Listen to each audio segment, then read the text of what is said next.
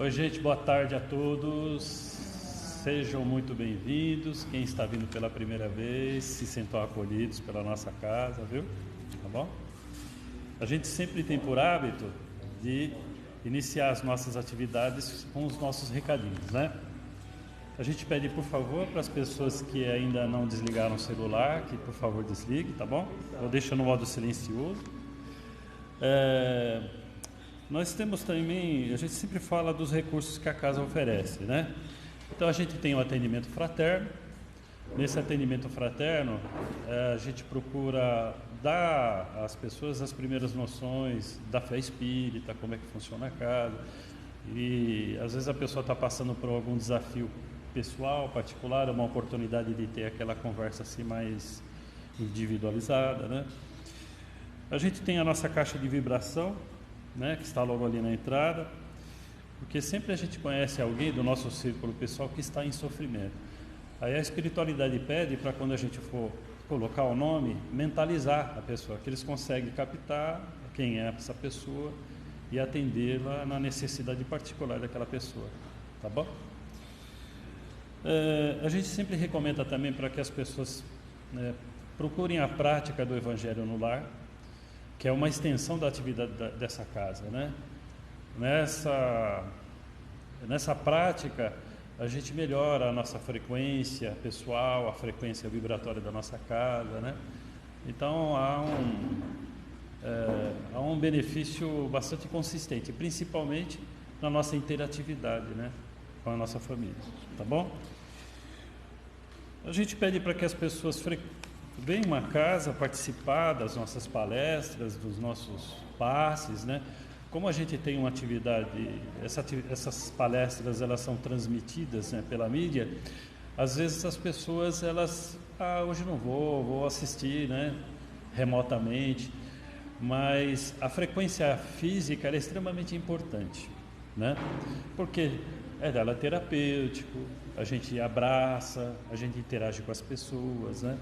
A gente fortalece vínculos, então isso ajuda demais, tá bom?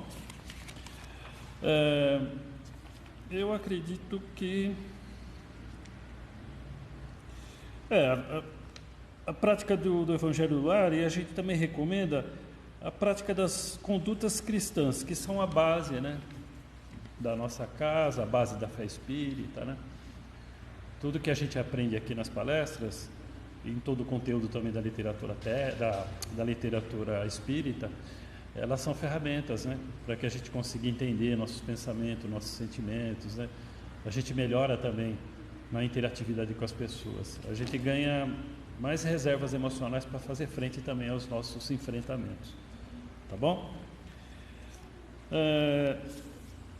Nós temos aí uma campanha, né, para a cesta básica, cesta de Natal, que vai ser entregue no próximo dia 14, né? A gente está tentando aí bater uma meta de 50 cestas, né? Até agora são 20 cestas. Então as pessoas que quiserem e puder colaborar, trazendo aí os itens, né, que compõem a cesta básica, a gente agradece, tá bom? Nós iniciamos sempre com uma leitura de uma psicografia recebida aqui na casa. Eu vou ler uma e vou pedir a atenção de todos, tá bom? O título é Já Fomos Crianças. Do outro lado do arco-íris moram todas as flores, flores de todas as cores. É um caminho suave que atravessamos para chegar aqui. As crianças ficam felizes em ver tanta beleza em explosão de cores, e elas riem de alegria em todas as manhãs. Fazemos tudo por elas. São as flores de nossos corações a chamar cada um de nós de pai, de mãe, de tio, não importa. Desejamos que elas esqueçam a tristeza da guerra e as lágrimas das separações. O amor, o Evangelho, a arte e os estudos são disciplinas obrigatórias na apostila do além. Orem por nós, orem por todos. Pedimos que no mundo nenhuma criança mais chore, transbordando dos olhos a tristeza e o horror. Meus amigos, lembre-se sempre que dentro de cada um de nós já houve uma criança. Resgatemos a pureza e inocência das crianças quando mirarmos Jesus. Isso aqui faz referência, né, aos adventos desses conflitos que estão acontecendo na Ucrânia, Israel, né, com desencarne coletivo, principalmente de crianças. E essa mensagem foi recebida por uma companheira muito querida aqui na nossa casa, a Elaine, no dia 7 do mês passado. Agora eu vou pedir licença para fazer uma rápida oração. Antes de passar a palavra para o nosso orador, eu vou pedir para que todos, por favor, me acompanhem, tá bom?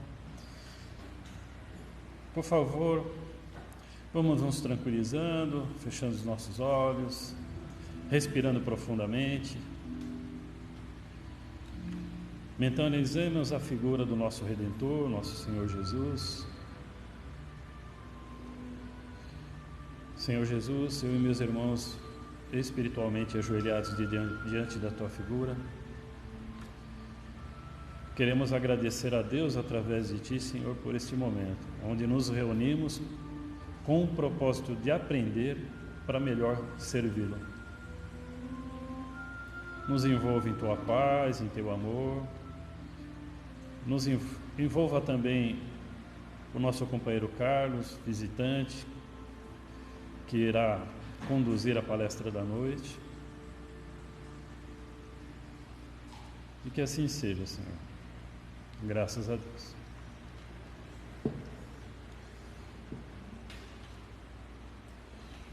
Com a palavra, o nosso companheiro Carlos. Deixa eu baixar aqui, sabe que a gente não tem essa altura toda. Boa noite, boa tarde a todos. Como o irmão Carlos falou, meu nome é Carlos.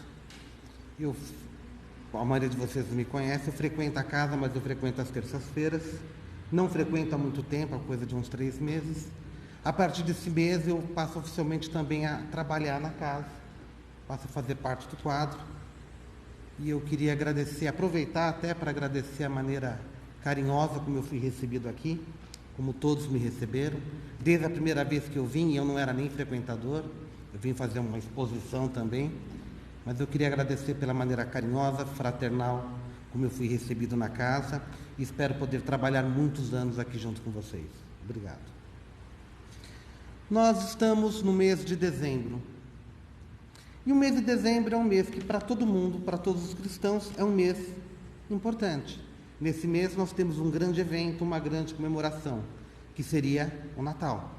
Aliás, que é o Natal. E no Natal nós comemoramos o nascimento de Jesus, ou seja, nós comemoramos o aniversário de Jesus. E aí tem algumas questões que me vêm à cabeça.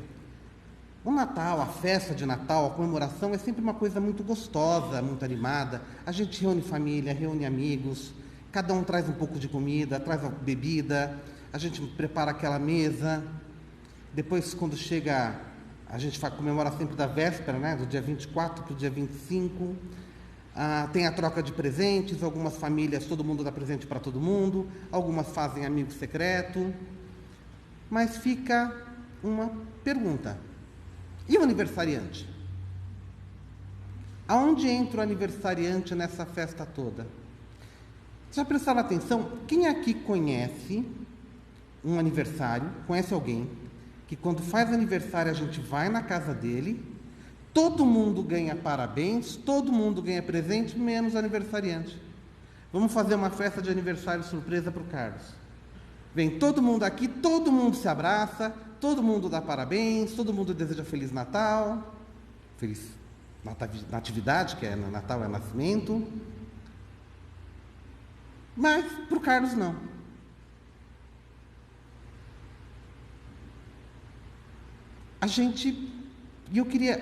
E não que seja que a gente não deva comemorar o Natal, não deva fazer festa, não deva reunir, tá? Não estou falando nada disso, é gostoso, é bom. Eu sempre adorei festa de Natal, sempre adorei festa de Ano Novo. Na minha casa sempre foi uma festa muito grande, quando eu era criança. Mas a gente tem que parar para pensar um pouco nessa questão. E o aniversariante? Tem como a gente cumprimentar o aniversariante? Claro que tem. A gente cumprimenta o aniversariante através das nossas orações, quando a gente conversa com ele no nosso íntimo. Mas e presente? Dá para dar presente para o aniversariante? Bem, Jesus não está mais aqui fisicamente entre nós. Mesmo assim, será que dá para dar presente para esse aniversariante? Vocês acham que dá? Vocês acham que não dá? Isso eu vou falar só no final da palestra, tá bom? Mas antes da gente pensar em presente para aniversariante, a gente tem que conhecer o aniversariante. E esse, na verdade, é o tema da palestra de hoje. Jesus na visão do Espiritismo. Quem é Jesus para a doutrina espírita? Quem é Jesus dentro da visão espírita, dentro do Espiritismo?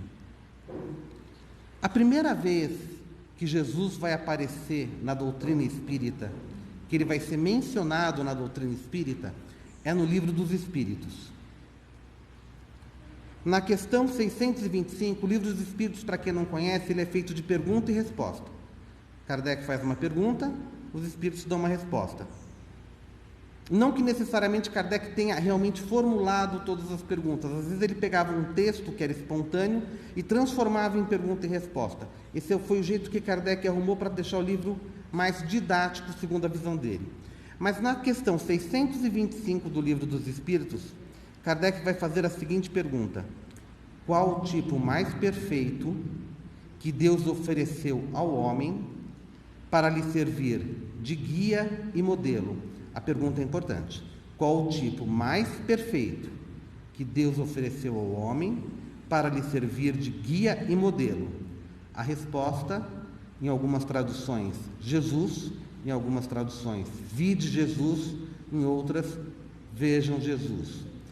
A diferença da tradução não importa, ela é pequena, mas o núcleo central da resposta é Jesus. Então, Jesus é o guia e modelo mais perfeito que Deus ofereceu para a humanidade, para lhe servir de exemplo. E aqui a gente nota que já existe uma certa diferença entre a visão espírita e a visão das religiões cristãs mais antigas, mais tradicionais. Em algumas religiões, você tem a visão de Jesus como sendo o próprio Deus encarnado. O Espiritismo não aceita essa ideia. Para o Espiritismo, Jesus é um espírito extremamente elevado e a gente vai falar disso aqui também. Para alguns, Jesus seria o Filho de Deus, mas é o Filho unigênito. Não, Jesus é um Filho de Deus. Ele é Filho de Deus, como é o nosso amigo aqui, que também é Filho de Deus, como é a nossa amiga aqui, a nossa irmã. Não sei o nome de vocês, então vou falando para sua amiga, tá? Como é a nossa amiga, todos nós somos filhos de Deus. Jesus é um Filho de Deus que já está assim, num nível mais avançado. Mas, em essência, Jesus, para o Espiritismo, é um espírito que já galgou um caminho, e a gente vai falar disso também. E, de uma forma geral, e aqui talvez algumas pessoas estranhem, nas religiões, Jesus é colocado como Salvador. Então, aqui vai uma coisa interessante. O Espiritismo não é uma doutrina salvacionista. Nós não temos como padrão de pensamento a ideia do Salvador. Primeiro, o que é salvação para o Espiritismo? Nas religiões normais, geralmente salvação é você se salva do inferno, né? Você se salva do inferno e vai para o céu. O Espiritismo tem a ideia de salvação ligada à ideia de evolução. Todos nós somos criados espíritos simples e ignorantes, passamos por um processo de várias reencarnações, nós vamos evoluindo, vamos crescendo, moral, espiritualmente, intelectualmente. E a ideia de salvação, então, está ligada ao seguinte: o nosso aprimoramento é quando perder os meus defeitos, perder os meus vícios e substituir os meus defeitos e os meus vícios por virtudes, de tal forma que eu vá melhorando, que eu vá me aperfeiçoando, de tal forma que eu possa um dia, talvez, reencarnar num mundo mais evoluído, um mundo não mais de provas e expiações, mas num mundo de regeneração, depois, quem sabe, num mundo feliz, ou, quem sabe, o dia que a Terra passar a ser mundo de regeneração, que eu possa continuar reencarnando aqui. Para o Espiritismo, nós mesmos somos os artífices, os trabalhadores, os construtores da nossa salvação. Mas onde entra, então, Jesus para o Espiritismo nessa questão? E a resposta foi dada antes. guia e modelo mais perfeito que poderia existir. O que é o guia? Guia é aquela pessoa que já conhece o caminho. Guia é a pessoa que já conhece o lugar onde a gente vai. Quando a gente vai viajar, quando a gente faz uma excursão, quando a gente vai fazer uma trilha, às vezes a gente contrata um guia. Qual que é a função do guia? O guia é aquele camarada que vai dizer: ó, não vai por ali, ó, ali você vai escorregar, olha, aquela pedra ali está solta, não é legal. Esse caminho aqui é mais seguro. Se você for por aqui, você vai chegar mais rápido. Ou seja, a função do guia é nos mostrar o caminho. No caso de Jesus, a função dele é nos mostrar o quê? Como nós podemos fazer esse desenvolvimento pessoal. E como é que nós fazemos isso? Seguindo as leis de Deus, seguindo a vontade de Deus. E Jesus vem nos ensinar justamente qual é a vontade de Deus. Jesus, inclusive, ele muda o paradigma. Antes de Jesus, quando se falava em Deus, era um Deus bravo, sisudo, às vezes até vingativo, né? Os judeus falavam muito de Senhor dos Exércitos, né? Deus punitivo. Jesus vem e mostra não. Deus como Pai, Pai amoroso, um Pai de compaixão, justo sim, mas não aquela justiça ferrenha, inflexível, mas uma justiça temperada com amor, com carinho, com perdão. Jesus veio mostrar então para a gente, olha pessoal, o caminho da salvação, ou seja, o caminho do aprendizado, do crescimento é esse. O caminho é o caminho da caridade, o caminho é o caminho no livro dos Espíritos tem a última lei, lei de justiça, amor e caridade. O Evangelho segundo o Espiritismo diz que o homem de bem pratica essa lei de justiça, amor e caridade. Eu não vou falar sobre ela hoje, até porque ela sozinha seria uma exposição, mas pratica na mais sua pura amplitude, na sua mais pura essência. Então, Jesus vem mostrar que o caminho é o caminho do amor, é o caminho da caridade, é o caminho da compaixão, é o caminho do perdão, é o caminho do autoconhecimento. Então, por isso, ele é o nosso guia. E por que modelo? O que é um modelo? Qual vai ser a diferença do guia para o modelo? O guia diz para a gente qual é o caminho. O modelo faz o caminho. O que é um modelo para a gente? Modelo é aquela pessoa que a gente tem vontade de imitar. Quando a gente era moleque, a gente via, no caso, jogadores de futebol jogando, não sei se alguém aqui jogava na rua, brincava. A primeira coisa que você via no dia seguinte era a molecadinha na rua jogando futebol, tentando imitar aquela jogada, tentando fazer igual. Então, modelo é aquela pessoa que a gente olha e fala: pô, eu quero ser assim, eu quero aprender a fazer aquilo, eu quero fazer desse jeito. Então, Jesus não vem apenas falar para a gente qual é o caminho, ele não vem falar apenas qual é a lei de Deus. Mais do que isso, ele vem e ele vive o caminho, ele vive a lei de Deus. Ele mostra para a gente o seguinte: se eu conseguir, vocês também conseguem. Pode demorar um pouco, pode não ser nessa vida, a gente pode precisar de muitas vidas para seguir esse modelo, para aprender com esse modelo, pode. Mas ele vem mostrar, dá para fazer. Eu fiz. Sabe, não é aquela história, faço o que eu falo e não é que faço o que eu falo, mas não faço o que faço. Não, Jesus diz: faça o que eu falo, porque eu fiz. Se eu fiz, todos nós podemos fazer, porque todos somos irmãos, todos somos filhos de Deus, todos fomos criados iguais. E por que Jesus se coloca como o guia e o modelo? Aí o Espiritismo vai dar uma explicação. Para o Espiritismo, de uma forma geral, didática, todo mundo, todos os espíritos encarnados ou desencarnados, eles são divididos, para Kardec, em 3 categorias de espíritos. Espíritos de terceira ordem, que são os espíritos imperfeitos ainda. Os espíritos de segunda ordem, que ele chama de bons espíritos, e não é que eles são boas pessoas, porque boa pessoa todo mundo aqui eu tenho certeza que é.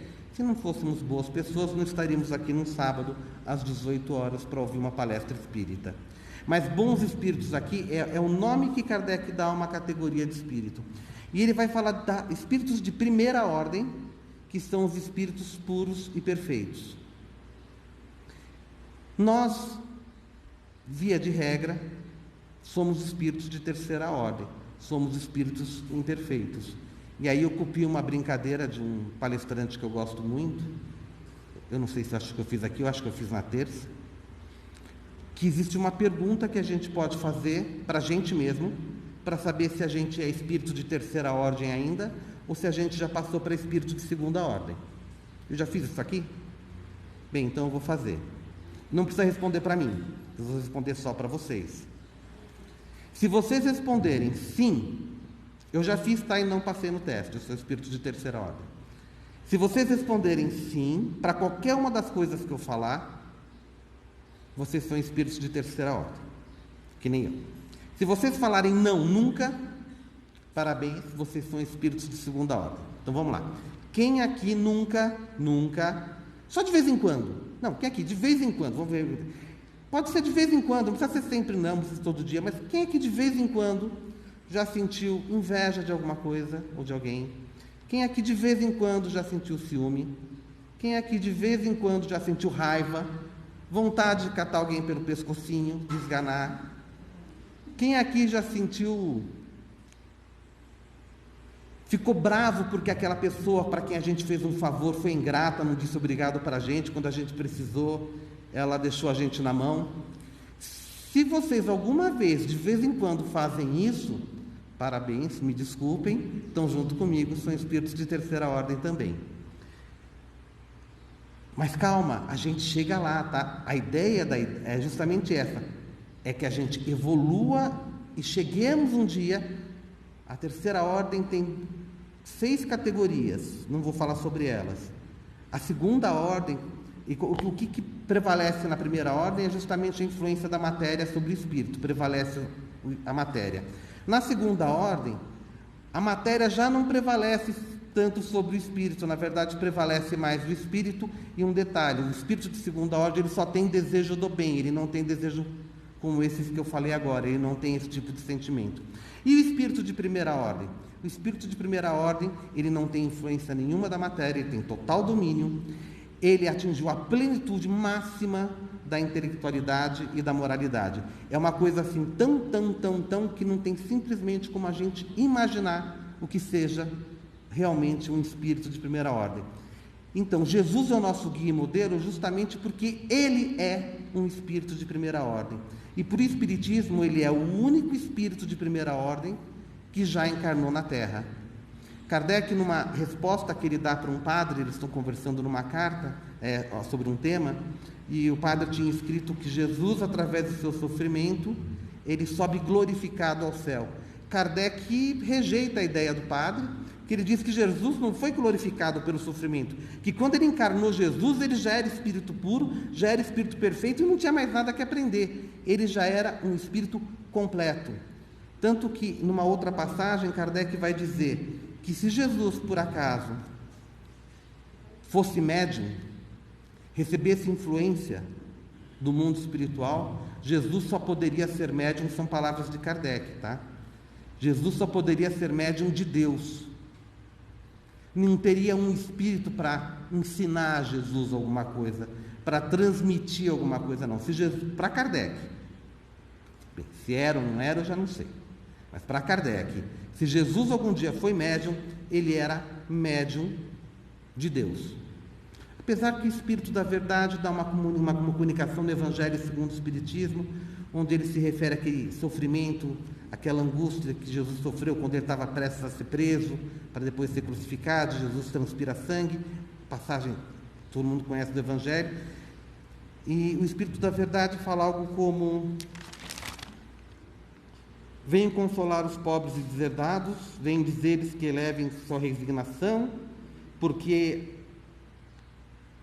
a sua dor foi sagrada no Jardim das Oliveiras, e assim também, se vocês pedirem, os anjos virão para consolá-los. Então dá a impressão aqui que os anjos vieram também para consolar Jesus, porque ele fala, também virão para vos consolar. Só que com certeza, se veio algum espírito consolar Jesus, é porque também era espírito de primeira ordem. Mas para Kardec não aposta nem nisso. Kardec aposta que se alguém pode falar alguma coisa para Jesus, realmente é só Deus. Se alguém tem influência de comunicação, entre aspas, mediúnica, para Jesus é Deus. Então, por isso que Jesus vem para ser o nosso modelo. Por isso que ele vem para ser o nosso guia. Porque ele é um espírito que, como nós, também já foi um espírito de terceira ordem.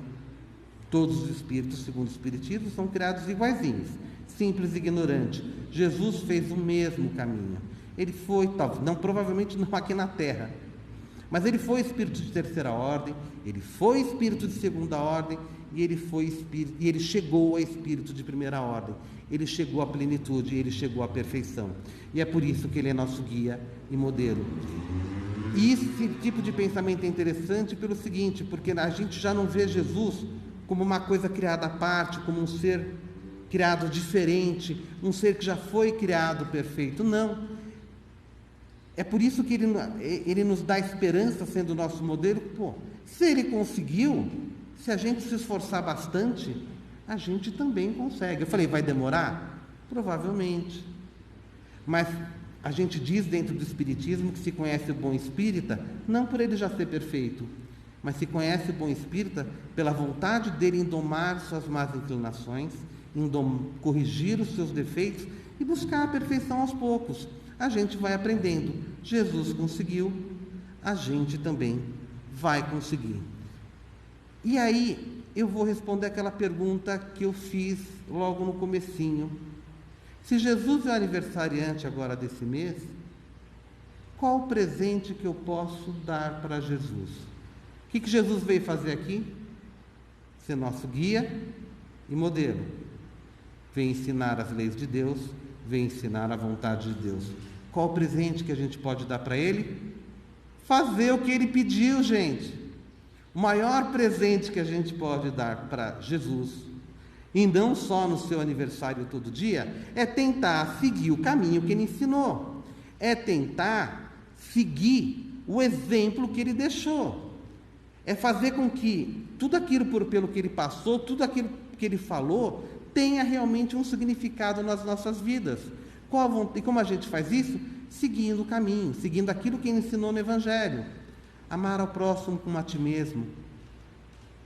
Perdoar, não 7 vezes, mas 70 vezes 7. Praticar a lei de justiça, amor e caridade. Praticar o perdão.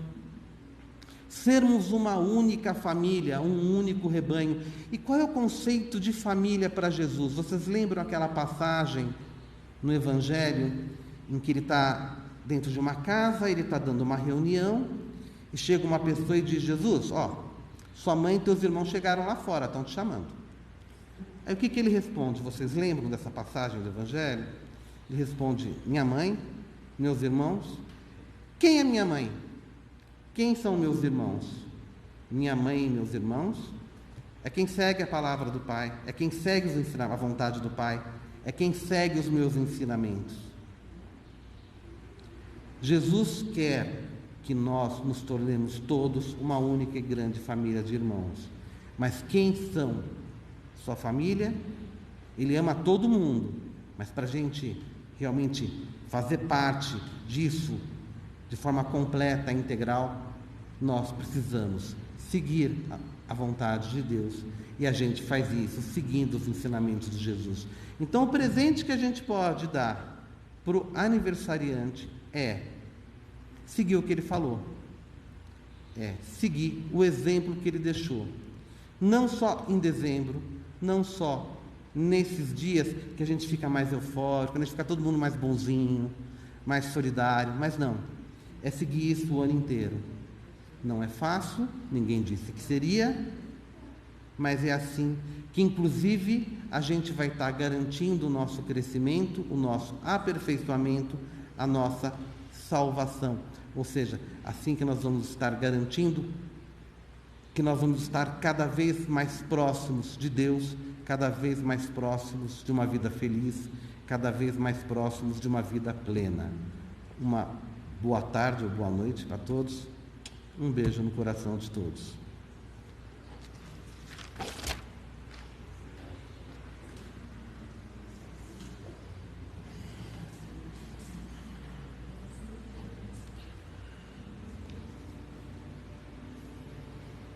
Uma vez mais, mentalizamos então a figura do grande aniversariante deste mês, nosso Senhor Jesus.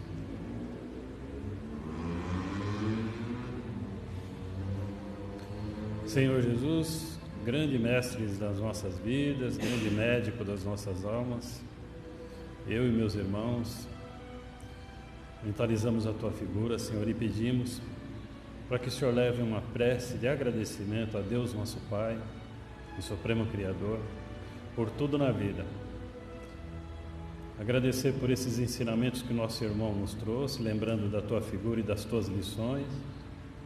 Não temos como não lembrar da tua figura e associar a tudo que é de bom: perdão, paz, fraternidade, solidariedade. Queremos te agradecer, Senhor, pelo nosso corpo físico, essa ferramenta maravilhosa que Deus, nosso Pai, nos proporciona para continuarmos no nosso processo evolutivo e nos permite a interatividade, as experiências reencarnatórias. Queremos te agradecer por este teto, esta casa, onde nos proporciona amigos tão queridos que nos toleram falhas e defeitos, nos aceitam como somos, que nos dá uma maravilhosa oportunidade de serviço no bem. Enfim, queremos te agradecer por tudo, por tudo. Pedimos perdão pelos nossos momentos de irritabilidade, de insegurança e medo. Queremos te pedir para que abençoe o nosso propósito de permanecer na trajetória em direção até Deus, nosso Pai, e que possamos sustentar as palavras trazidas pelo nosso companheiro Carlos, para que as pessoas vejam, através dos nossos pensamentos, palavras e atitudes, que elas repercutem em nosso mundo íntimo. Abençoe, Senhor, as tarefas que se seguirão na nossa casa e que assim seja. Graças a Deus.